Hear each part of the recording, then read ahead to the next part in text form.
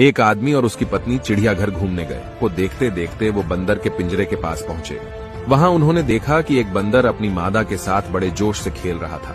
यह देखकर पत्नी से अपने पति से कहा, देखो कितना रोमांटिक जानवर है, अपनी मादा के साथ कितने प्यार से खेल रहा है। तब पति चुप रहा। तभी पति पत्नी आगे गए तो उन्हें शेर का पिंजरा नजर आया। वहां उन्होंने देखा कि शेर और शेरनी दूर दूर बड़े आराम से बैठे थे। खामोश शेर एक कोने में अकेला बैठा था, जैसे शेरनी का कोई अस्तित्व ही नहीं हो। यह देखकर पत्नी ने थोड़े दुखी मन से कहा, कैसे जानवर है, बिल्कुल अलग ही बैठा है, जैसे शेरनी को जानता ही नहीं। इनका आपस में बिल्कुल प्यार नहीं लगता। तभी पत्नी को एक पत्थर दिया और कहा, इस पत्थर को जरा शेरनी की तरफ फेंको।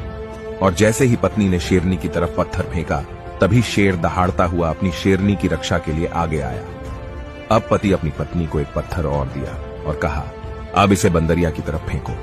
जैसे ही पत्नी ने पत्थर फेंका, वो बंदर अपनी मादा को छोड़कर खुद की जान बचाने के लिए तुरंत पेड़ पर चढ़ गया था। दोनों जानवरों को प्रतिक्रिया समझाते हुए पति ने अपनी पत्नी से कहा, बंदर की तरह झूठे और असंवेदनशील लोग अपने खोखलेपन को छिपाने के लिए अक्सर इस तरह के बाहरी दिखावे वाले रोमांस का ढोंग करते हैं। वहीं इसके विपरीत शेर की तरह लोग हैं, जो दिखावे से दूर तनाव मुक्त होकर अपनी जिंदगी आराम से जी रहे हैं। और आज के समाज में हमारे आसपास बंदर ज्यादा है और शेर बहुत कम है।